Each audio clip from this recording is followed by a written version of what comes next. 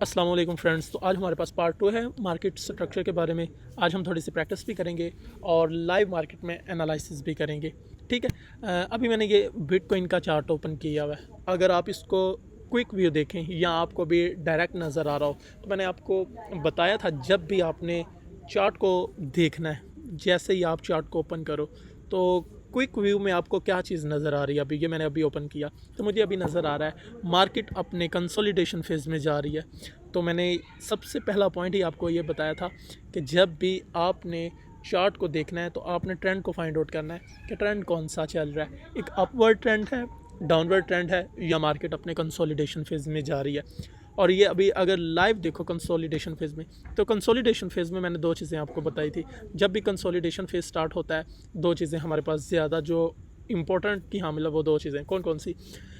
Consolidation के दौरान या जब मार्केट चौपी होती है तो लिक्विडिटी जनरेट हो रही होती है, लिक्विडिटी बन रही होती है। अब आप देखो इस ट्रैप में, इस फेज़ में दोनों तरह के ट्रेडर जो हैं वो आ रहे हैं, बायर भी सेलर्स भी।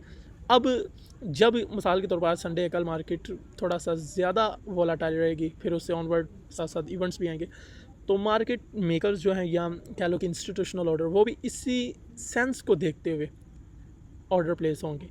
क्योंकि ज़ाहिरी बात है इस दौरान रिटेल ट्रेडर 90% लॉस करते हैं, क्योंकि वो 90% ट्रैप भी होते हैं। तो खैर मेरा थोड़ा सा इतना ब्रीफली जाने का मकसद नहीं है। तो फर्स्ट ऑफ ऑल हमने देखना है क्विक माइंड में कि हमारे पास मार्केट एक कंसोलिडेशन फेज़ में है। और अगर मैं इसकी मेजरमेंट करूँ तो मैं आपको बता भी देता हूँ, अगर इस पॉइंट से लेकर यहाँ तक मैं मिसाल के तौर पर इधर तक करता हूँ, ठीक है, तो आप देख सकते हैं तकरीबन 56 बार है। 9 दिन 8 घंटे बनते हैं, तो 9 दिन 8 घंटे तक मार्केट आप देख सकते हैं कि चौपी चल रही है, तकरीबन 2-3 हज़ार डॉलर की रेंज में मूव कर रही है। तो ये हमारे पास एक कंसोलिडेशन फेज़ है। अब जिस तरफ भी ब्रेकआउट आता है, ज़ाहिर बात है हमें उस तरफ ज़्यादा मूव दिखाई दे सकता है, एक बड़ा।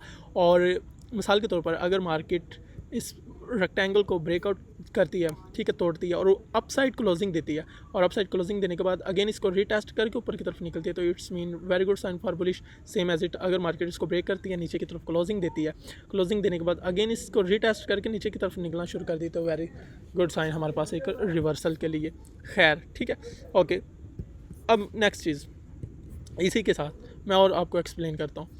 मिसाल के तौर पर मार्केट ने ये हमारे पास एक हाई बनाया, फिर मार्केट करेक्शन करती, फिर एक ऊपर की तरफ, फिर डाउन साइड, फिर नीचे की तरफ, और इसी जोन से फिर कंसोलिडेशन फेज स्टार्ट हो जाता है। पीछे हमारे पास पता चला कि एक बुलिश मोमेंटम है, ठीक है, मार्केट एक अपवर्ड ट्रेंड में, और उसके बाद मार्केट अपना कंसोलिडेशन फेज स्टार्ट कर देती है। और इसी सेंस में मैंने आपको बताया था कि हर तेज़ी के बाद, यानी कि ये हमारे पास एक तेज़ी आई है, हर तेज़ी के बाद एक मंदी का सेशन होता है, मार्केट यानी कि चौपी हो जाती है, और हर मंदी के बाद एक तेज़ी का सेशन होता है, ठीक है। इसके बाद मार्केट इससे मज़ीद पंप कर सकती है या मार्केट इससे मज़ीद डंप कर सकती है। ये हमारा टेक्निकली भी पैटर्न है और मार्केट के स्ट्रक्चर के मुताबिक भी है। अब एक और चीज़ आज हम ऐड करते हैं, मार्केट एक वैलिड पुल बैक कब लेती है। मिसाल के तौर पर मार्केट में 3 कैंडल्स बनती हैं, ठीक है, ये हमारे पास मार्केट में 3 कैंडल्स बन जाती हैं, तो जो फोर्थ कैंडल है वो अपने से प्रीवियस कैंडल की लिक्विडिटी को जब स्वीप करेगी, this is mean good sign for valid pull back. लेकिन अगर वो अपने से प्रीवियस कैंडल की लिक्विडिटी को स्वीप नहीं करती, बल्कि उसके क्लोजिंग प्राइस से अपसाइड की तरफ होके चली जाती है, मिसाल के तौर पर इससे अगली कैंडल जो है वो बनती है और यहाँ तक आती है, यानी कि ये इसका लो है ना, यहाँ तक नहीं आती, इससे नीचे नहीं आती, यानी कि इधर की लिक्विडिटी को नहीं उठाती, बल्कि इधर से ही अप साइड की तरफ मूव करना शुरू कर देती है। तो ये जोन जो हमारे पास है ये एक वैलिड पुल बैक नहीं होगा। हाँ, वैलिड पुल बैक के लिए क्या चीज़ ज़रूरी है, उसके लिए हमारे पास ज़रूरी है कि ये जो अब नीचे की तरफ मार्केट आ रही है, इससे अगली कैंडल नीचे की तरफ आए, इससे प्रीवियस कैंडल ये जो पीछे नज़र आ रही है आपको, ये प्रीवियस कैंडल की लिक्विडिटी को स्वीप करके ऊपर की तरफ जाए, दिस इज़ मीन गुड, ये हमारे पास एक वैलिड पुल बैक है। और फिर ये पीछे अपने स्पेस नहीं छोड़ेगी लिक्विडिटी की। हाँ, अगर मुसलसल कंटिन्यूसली पंप करती जा रही है, मार्केट करती जा रही है, अपने से प्रीवियस कैंडल की लिक्विडिटी को स्विप नहीं करती, तो इट्स मीन कि हमारे पास एक रेफरेंस पॉइंट रहेगा कि नीचे लिक्विडिटी ज़्यादा जनरेट हो सकती है, तो वो एक वैलिड पुल बैक नहीं होगा, बल्कि हमारे पास एक रेफरेंस पॉइंट रहेगा कि ये अब आज 2 दिन बाद, 3 दिन के बाद यकीनन इधर से लिक्विडिटी को उठाने आएगी, और इसी दौरान कहीं ना कहीं फेयर वैल्यू गैप भी बनता जाएगा, और मोस्टली 90% लोगों के स्टॉप लॉस भी इसी जोन में पड़े होंगे। ठीक है। तो आपने ये भी देख लेना, जब भी मार्केट इस तरह का स्ट्रक्चर मूव कर रहा है तो आपको पता होना चाहिए कि मार्केट अपने से प्रीवियस कैंडल की लिक्विडिटी को स्वीप करके चल रही है, दिस इज़ गुड साइन। उसके बाद हमारे पास मिसाल के तौर पर ये अभी करंट सिनेरियो इतना, अगर मैं ये सारी कैंडल पीछे कर देता हूँ और ये जहाँ से इसने मार्केट ऊपर की तरफ उठना शुरू हो रही है, आप रेंज निकाल लें, ठीक है। एक आप टॉप के ऊपर हाई ले लें और टॉप बॉटम के ऊपर एक लोअर पॉइंट ले लें। मिसाल के तौर पर सबसे लोअर पॉइंट ये हमारे पास, मैंने एक इधर लेवल मार्क कर दिया, और सबसे हाई पॉइंट ये है, ठीक है। ये एक रेंज हाई है और ये एक रेंज लो, मैंने 2 लेवल मार्क कर लिए। अब मैं फिबोनाची रिट्रेसमेंट का यूज़ करूँगा, किसी भी लोअर से टॉप की तरफ या टॉप टू बॉटम की तरफ एक पॉइंट से लें और उसको टॉप की तरफ मिला दें। ये मेरे पास है टॉप, ये वाली वैल्यू टॉप की तरफ नज़र आ रही, मैं इसको कर देता हूँ, और 50% के ऊपर जो वैल्यू होगी उधर आप एक लेवल मार्क कर देना और आपकी मिड रेंज भी निकल आएगी, ठीक है।